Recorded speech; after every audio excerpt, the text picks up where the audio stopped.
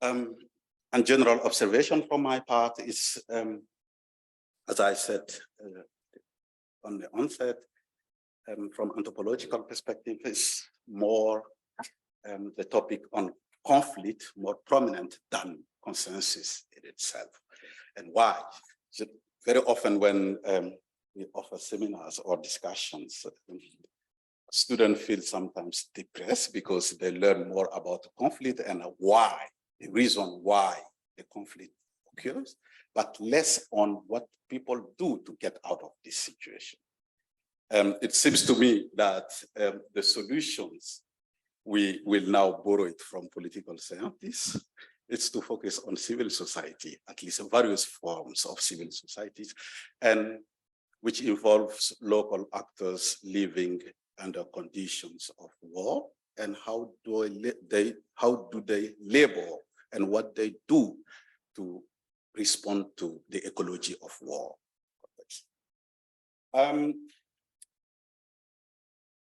This being said, the strong focus on conflict and the effect, the disruptive effect in Africa tend to silence what people do, because I mean, when people find themselves in a conflicting situation, they don't sit down and close their eyes and sleep. They do something with it. And anthropologists have been successful in many respects in kind of covering various aspects of what people do, as I'm going to outline some of those perspectives here. But what they, so far, we didn't successfully do is what people do as to kind of settle the conflict between different conflicting parts, and what kind of roles of art activists kind of play in this context. So, yeah, this being said, I will kind of, my argument is structured around 3 points. First is to talk about the critical perspective of anthropological perspective on conflict in Africa. How do anthropologists understand conflict? And the critique from anthropologists to the concept of civil society and political mediations in Africa, and namely taking the example of James Ferguson, who published a prominent book in the beginning of 2000 or mid 2000, Global Shadow, kind of writing on Africa or try to situate Africa in the world. And he kind of described his critique really met many of the aspect characteristic Roman and Norbert already outlined here. And the third point is then the critique to that critique of civil society from African perspective and political mediation. This critique will kind of, I will exhibit one music festival as an example of the way in which political mediation took place in Africa, in pre-colonial Africa, in colonial Africa, and post-colonial Africa, which has been covered properly and successfully in the literature on war and consensus. To talk about the perspective, I kind of arbitrarily put them into 3 or 4 main categories, about 3 categories. One of it is a pre-colonial Africa as a warfare continent. War, the depiction of Africa as a warfare continent kind of exhibit war in itself and warfare as an identity for Africa, for example. It is part of the political culture before colonial time, and pacification under colonial rule and post-colonial context kind of also illustrate this warfare culture. And most of the literature you will find that line on that line on, for example, the Maasai or the Turkana in East Africa, which show how they were kind of warfare societies, how they always came into confrontation, but less on how they solve the conflict between them in that time. And the second perspective of this is anthropological kind of work that move away from this first perspective, which inform very much colonial perspective and the anthropological literature in colonial kind of colonial legacy, to look at war as a social conditions. In many African contexts today, war is not a state of exception. It has become a normal conditions of living. For example, when people are born under condition of war and they raise under this condition, like in Mozambique, in part of in West Africa, Northern Mali, part of Niger today, or in Somalia, or Chad or Sudan, for example, war is not referred to as an exception as such, but it's kind of an integral part of social ecology of living. And for this anthropologist, what was interesting is to look at, to focus on actors themselves, actor-oriented perspective, and to kind of raise a question, what do people do in their everyday life under like the social ecology of war? How script life project, for example, like a procreation, like marriage, like gender-related expectations, kind of are fulfilled and took place under condition of war. And they focus, I call it as a productive repercussions of war, to look at the move away from this kind of portrayal of war of description that people are affected by war, but not addressing what they do specifically. So, and the work in line with this, this perspective has shaped my own work on the Tuareg refugees from Northern Mali in Niger from the 60s on up to now. So among these Tuareg, I raise less the question of why are you here, but I look at very much what they do in response to that and how the phenomenology of war, the experience of war has come to shape the identity politic and the everyday social actions among Tuareg. But similar to that, there are many other work. Lisa Malik is one prominent of this who wrote an interesting piece on the Hutu refugees from Burundi in Tanzania. Norbert already mentioned the Burundi, the conflict in Burundi, the ethnic conflict between the Tutsi and Hutu, and many Hutu relocate in Tanzania, and what the people do in this context. And this line with this, Lippmann wrote an interesting book on Mozambique, which he referred to as a culture in chaos. So he looks at how more than 40 years war, which he referred to as a warscape in Mozambique, how gender roles and social ties continue to be maintained between those who relocate in Zimbabwe from Mozambique, Zimbabwe and South Africa, and how women and men renegotiate their gender status under this condition. His conclusion, at least one insight that comes out is one cannot develop a holistic perspective in response to such complex situation. One needs to understand what do the elders say about the experience, particular experience of the conflict. They lament that they have lost control over their children who relocate in South Africa.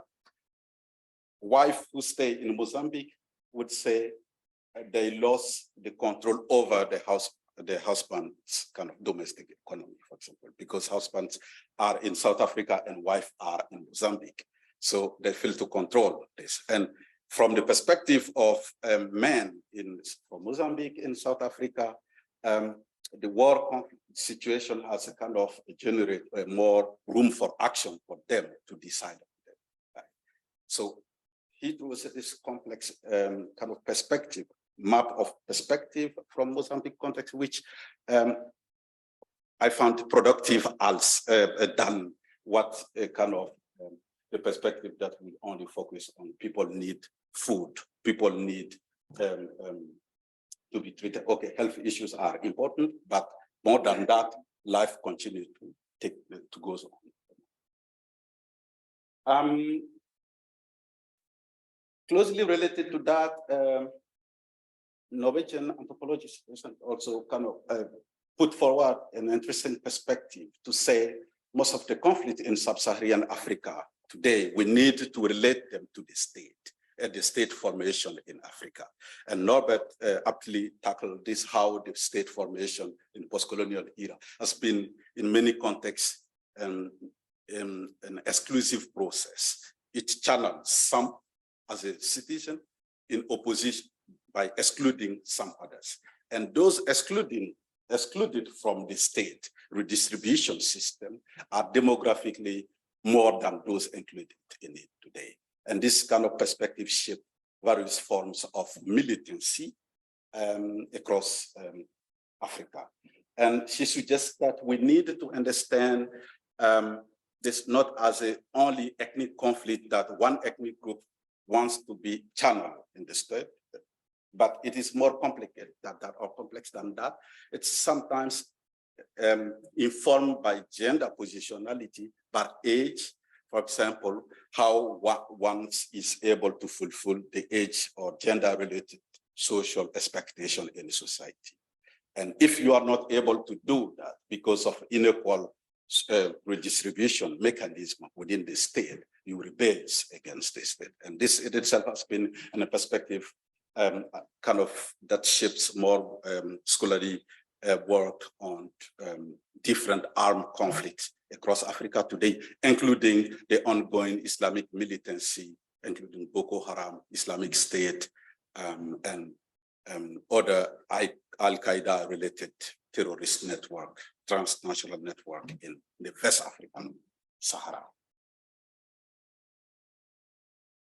As I said, an example of what people do under condition of war than just saying a line, kind of line up for food. It's Hutu refugees from Burundi in Tanzania, but my own work in the refugee camp, when I focus on people, how in refugee camp, how they kind of come together, men, how they come together every day to engage with the social condition and exile and the experience of war. And sometimes when as a PhD student at that time, when I gave a paper, I was always asking, okay, why? I mean, these people, they don't have any other problem in this context. They are, instead of caring for food and about food, they are talking about politics and social identity. But of course, this perspective excludes other dynamic parts that shape the social condition of war among people. And war and domestic transformation of domestic relation in Mozambique, I already mentioned. So the second point of that's the kind of the anthropological perspective, but what fails is very much the focus on consensus and the role of civil society in that. When the civil society comes out in form of democratization era in Africa, starting from the 90s. So as a kind of part of this, integral part of this mechanism of democratization and consolidation of plural multi-party democracy across the continent, anthropologists have been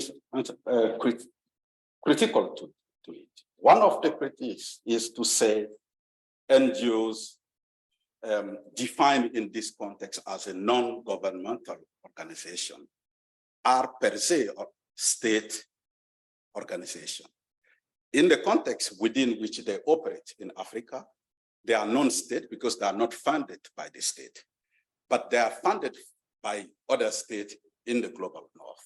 And we need to take them as a state actors. And we need to understand then the state as a transnational forms of governmentality in this. And if we take this, they criticize that the civil societies, people, the base on which they are selected sometimes is also partial, not inclusive.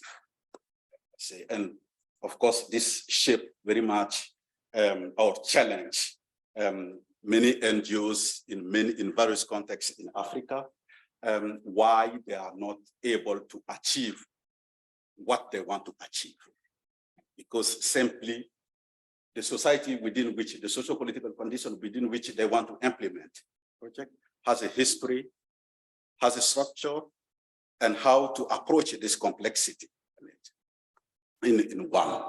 So if I give an example of the Tuareg, you have a society structure along three main status groups: the nobles, and the vassals, and the former slaves. And if you kind of designed a development project for the Tuareg, for whom did you or do you develop this? For the nobles, for the former slaves, or for the vassals? And that has been very much a challenge for many NGOs in many African contexts. And I've been in conversation with a German expert in this context, where when they were asking, we have been investing so much money in this context, but still the conflict is not settled. But precisely because the actors you select, you need some people to do what you want to do, but the selection itself becomes problematic and kind of fuel further the process of conflict than solving it in itself. So that's the main message for anthropologists. And saying that, and third point, that as a consequence of this, the civil society organization substitute the state in many contexts, because the state capacity to deliver social services are affected because of corruption or lack of resources, that the civil society's organizations are stepping in to represent the state. And this has an effect of kind of how the way in which people think about the state as a reference point. Consequently, the state in many parts of Africa is not present, and people imagine their life beyond the state. And of course, the state failed to sustain in itself as a political, inclusive political institution.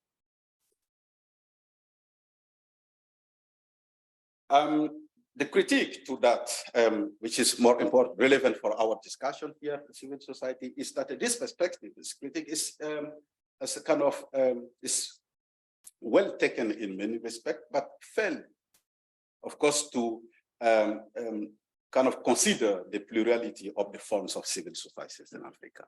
Always kind of think civil society in relation to Western and in relation to the context of the 90s of democratization. But before that, there were also always actors like musicians, like activists also, who were involved in political mediation in Africa. So what has become there? So we need to consider that. In line with this, one is to distinguish the effort of these artists from the transnational NGOs and pay a sustained attention to the local receptions of this. And then I thought one would kind of develop a non-state-centric perspective on political mediation in Africa, and also what stands as a civil society. One example I want to draw here is the music festival Isakan in Timbuktu. I think many of you might probably have heard of the Tinariwen group, the Tuareg musicians developed in the context of the Tuareg struggle against the Malian state and state in Niger in the 80s, but of course was kind of at the beginning seen as a Tuareg identity, cultural identity, in opposition to the state in Mali and Niger and to the other ethnic groups. When the conflict came to an end in the mid-90s, kind of the conflicting or the conflict aspect of this was kind of overlooked, and they established a music festival in conversation with other musicians in northern Mali from other ethnic groups. And what they do is every year in winter time in Europe, to kind of start a kind of organize a music festival to draw many participants from Europe, Euro-America, but also locals, where musicians, the Tuareg musicians and musicians from Songhai groups and the Fulani as well come together to play music. And how in this context, peace ideas was promoted, and how the conflicting grievances between different groups were silenced in this context. This, if we take this as an example in itself, is not the only one. Almost in every society, musicians and artists have been playing this role. Such roles as a kind of kind of to settle matters. When two villages, for example, after confrontation, they would come together to organize a festival where eating and drinking possible. People with, children, youth, elder will come together and dance. A performance will be organized to celebrate the peace. What comes to those forms, for example, of addressing conflict in Africa? And I think if we focus on this aspect as a forms of civil society, will help us, of course, to rethink about the civil society beyond the democratic era in Africa, in context to historicize that perspective and to raise the question what this epistemological bring to our discussion of civil society in political science and in anthropology.